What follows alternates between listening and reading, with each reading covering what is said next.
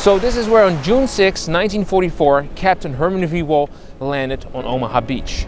He was the commander of the 165th Signal Photographic Company that was attached to the US First Army to document the Normandy invasion.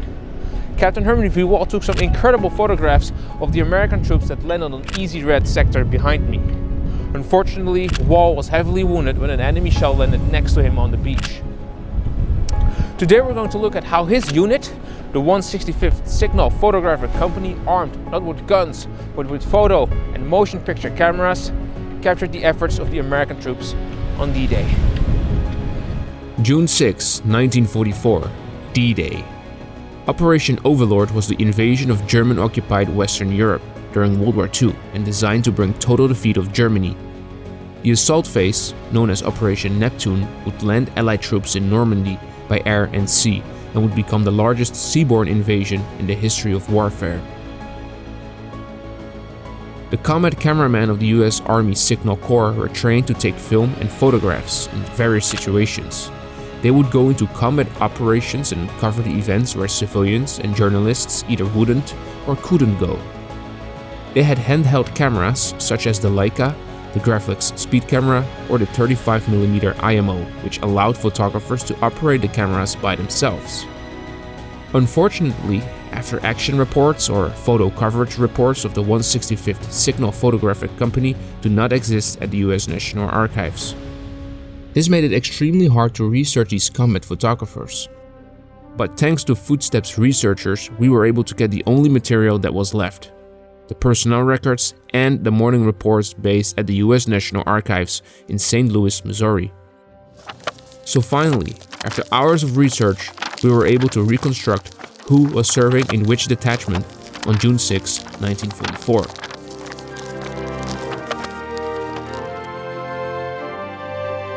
Besides Captain Herman V. Wall, at least 4 detachments were scheduled to land in the first hours of D-Day. Detachment O, or Ohio, would jump with the 82nd Airborne Division and received paratrooper jump training prior to the invasion. They were the first team on the ground. Detachment G would land on Utah Beach and cover the landing of the 4th Infantry Division. Detachment L would land on Omaha Beach and cover the actions of the 1st Infantry Division. Since we already covered Detachment L's activities on D-Day with our documentary about Sergeant Richard Taylor, we highly suggest you watch that film on our channel. And finally, Detachment M, which was scheduled to land with the US 2nd Ranger Battalion that landed at Omaha Beach and Pointe du Hoc. They would get the chance to take some of the most incredible photographs of the US Army Rangers on D-Day.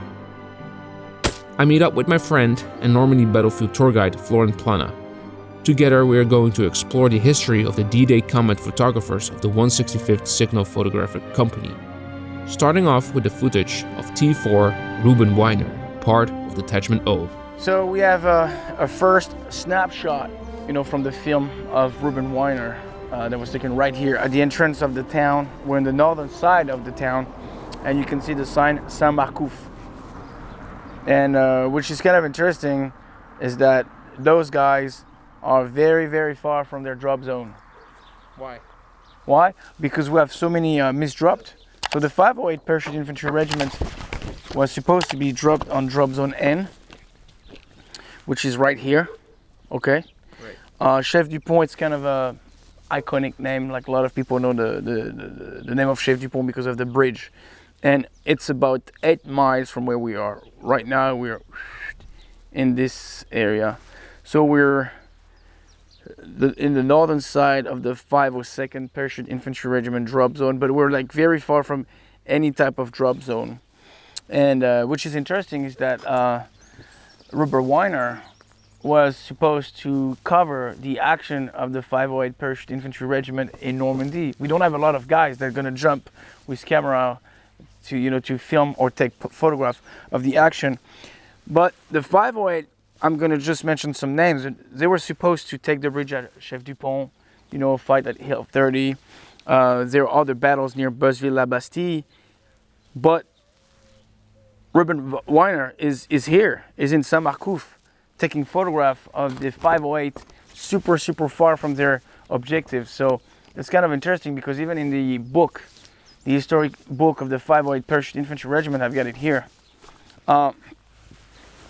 They don't have a lot of pictures to cover the 508 Parachute Infantry Regiment action on D-Day. Right here, you see that Samarcouf. And they say detachment moves to rejoin the regiment near the Meerdere River, which is like at Chef du Pont. It's 8 miles away. So at that time, people didn't know, like when you read at the book, you don't know that those pictures were taken so far from their objective, but they don't have much, you know. And that's the second picture I'm going to show you that is taken near the church here. It's just a few hundred yards from here.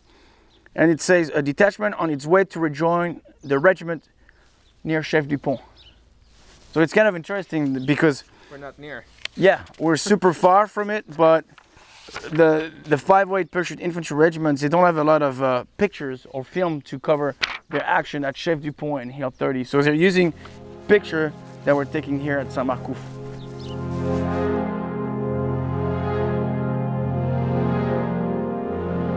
Ruben Weiner, whose photographs and film we just looked at, was part of Detachment O of the 165th Signal Photographic Company. Detachment O was under command of Lieutenant Earl Witcher. Under him were T3 Joseph Legault, T4 Jim Bates, and T4 Ruben Weiner, all of whom were listed as motion picture cameramen. They had all received jump training with the 82nd Airborne Division and were going to jump with them on D-Day. The last man in the detachment was Harold Riley. He was a photographer and would go in by glider with the 325th Glider Infantry Regiment. Lieutenant Witcher jumped with the HQ group on D-Day. And Joe Legault jumped with the 505th Parachute Infantry Regiment, but unfortunately was wounded and captured by the Germans. Jim Bates jumped with the 507th Parachute Infantry, but landed in water and lost all of his equipment. And lastly, Ruben Weiner, who jumped with the 508th Parachute Infantry Regiment. Both Weiner and Lieutenant Witcher were the only ones whose D-Day footage was published.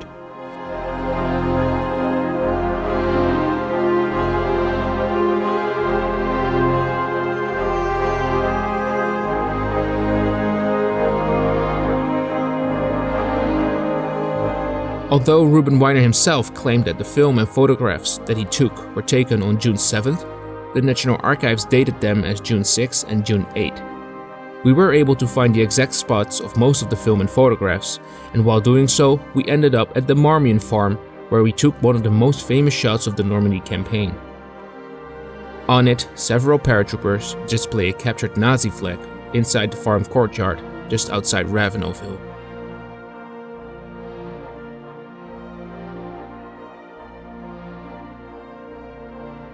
The men in the detachment continued to work with the 82nd Airborne Division until the end of the month.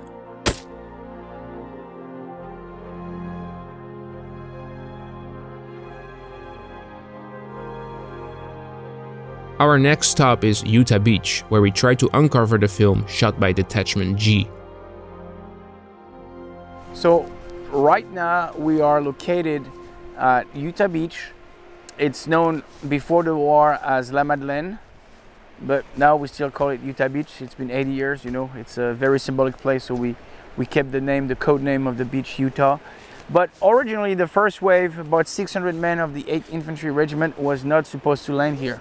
It was supposed to land a little bit above the house, you know, about a mile from here.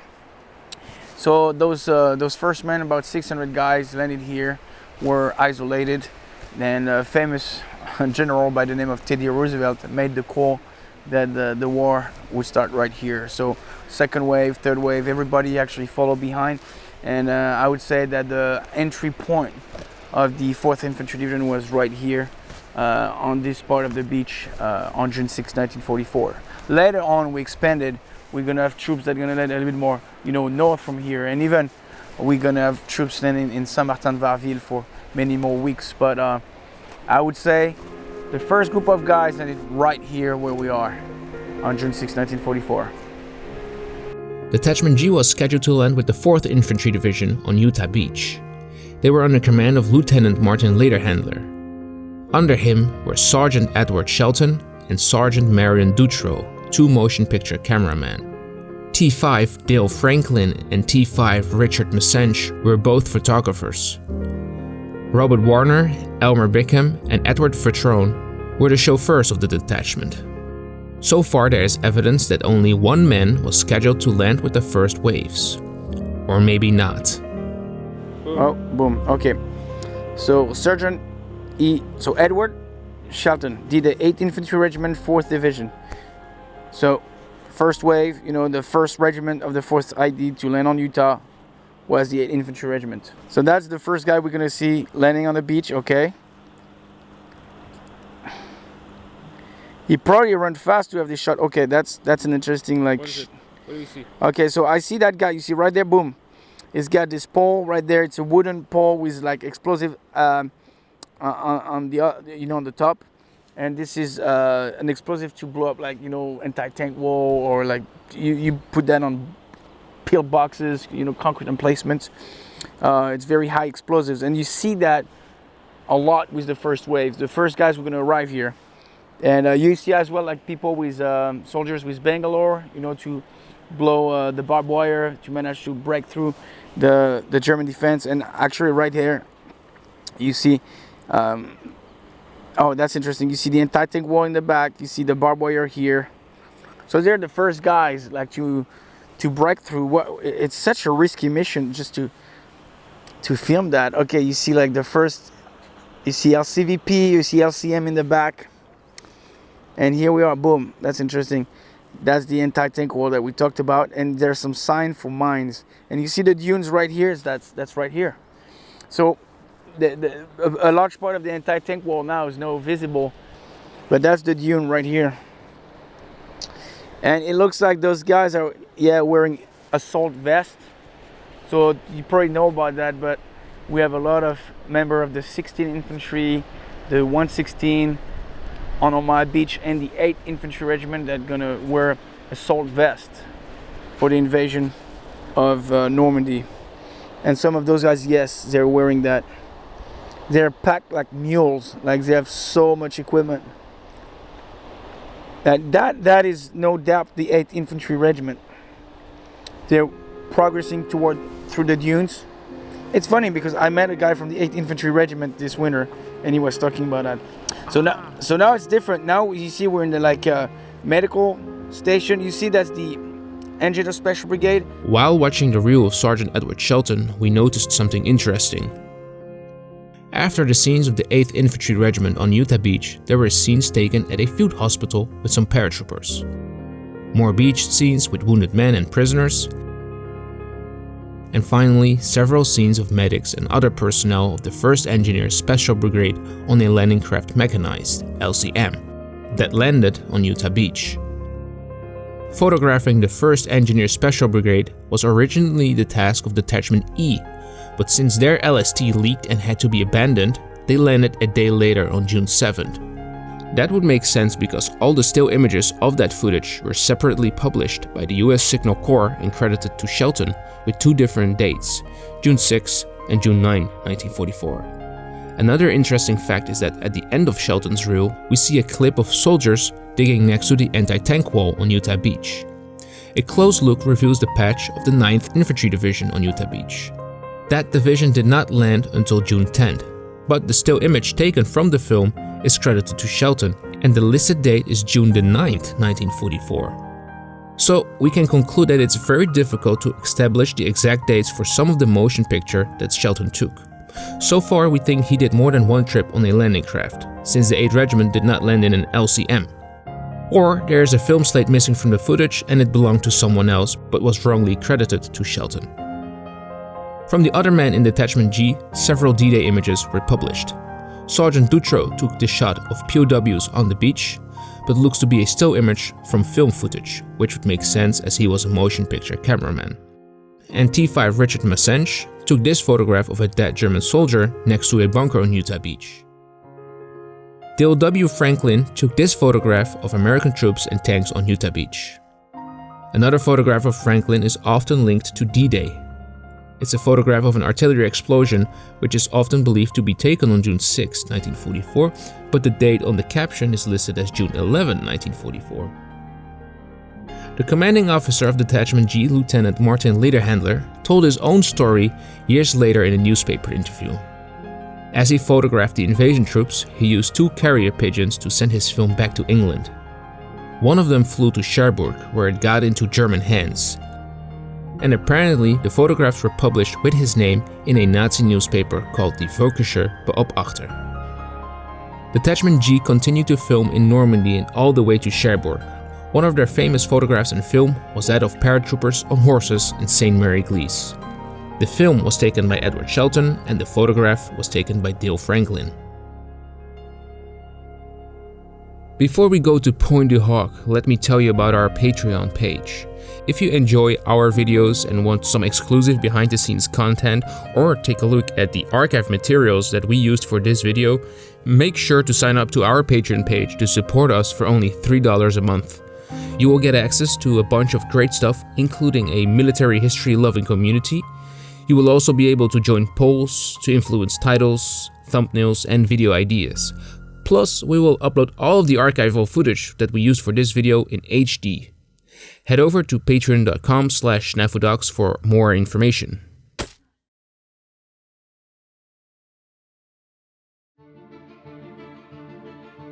Pointe du Hoc is one of the most visually striking locations along the Normandy coast, with its huge bomb craters and German bunkers.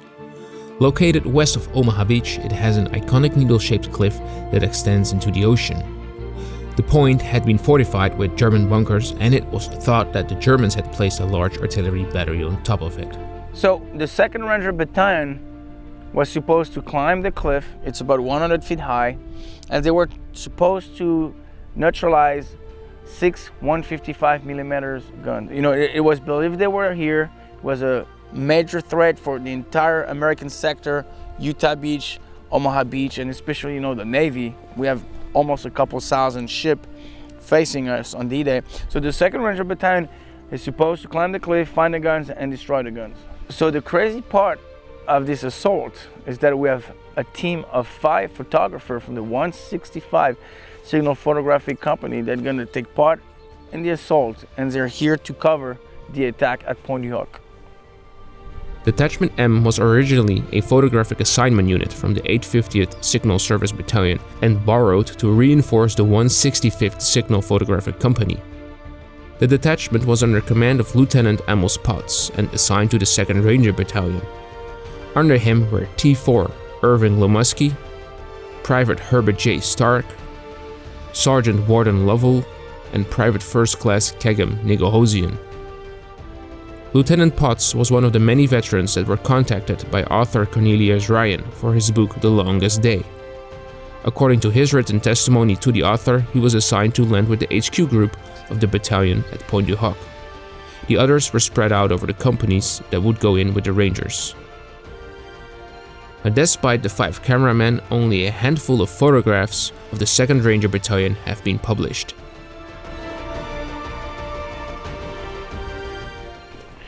So this bunker was an anti-aircraft position. The gun was right here, and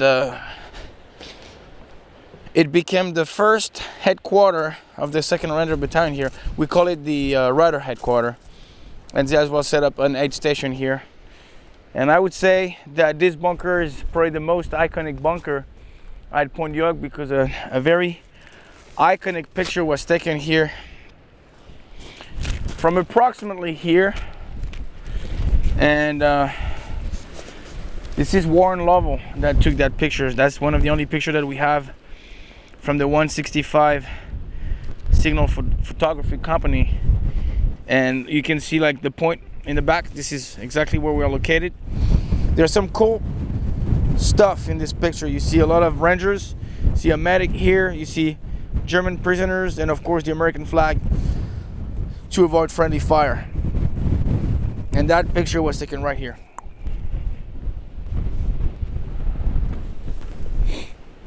It's clearly I mean, it's an obvious shot because of the stones here.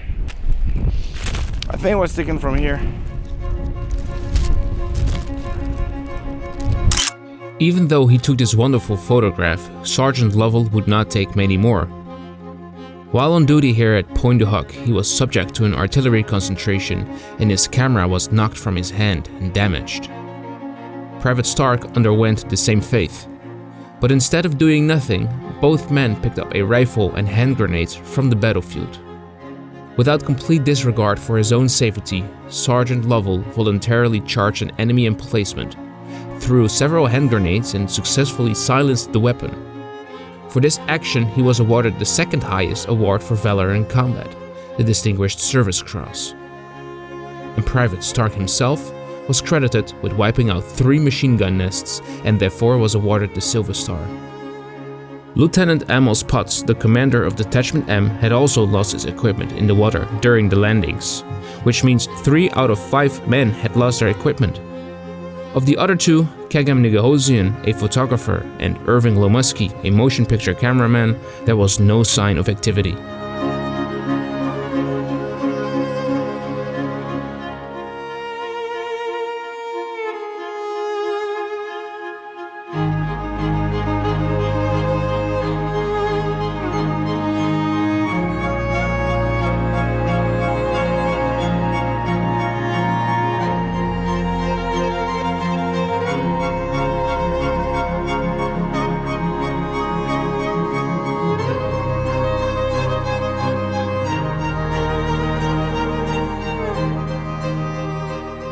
Private First Class Irving Lomusky was aboard LCA 914 with Dog Company of the 2nd Ranger Battalion. The landing craft fell behind the other craft upon moving away from their ship, the HMS Amsterdam. In order to catch up with the rest, it accelerated at full speed. Too much water was taken over the bow and the landing craft swamped.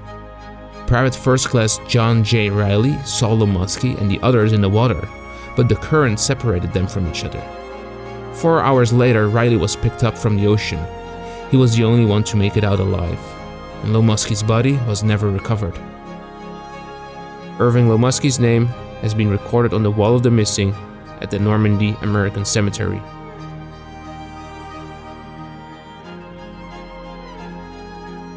No one knows what happened to Kagam Nigahosian. We only know that his date of death was listed as June 6, 1944, and that he was buried at the Cambridge American Cemetery in England. That leaves us with a total record of 2 photographs credited to Lovel and 1 photograph of the 2nd Ranger Battalion where the photographer is unknown.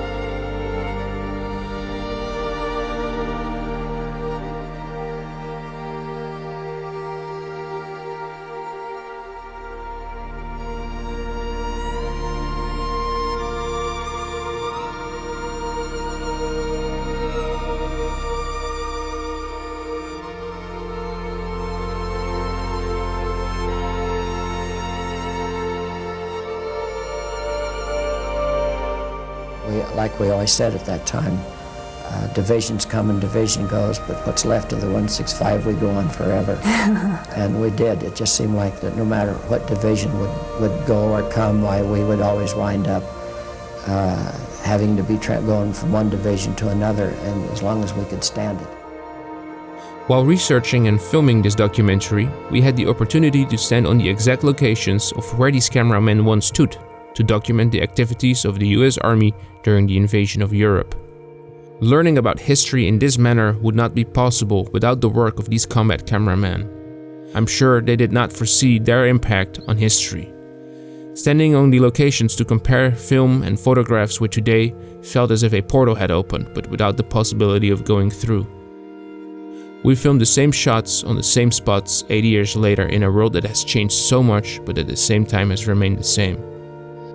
Unfortunately, most of the Comet cameramen remain unnoticed. May we never forget.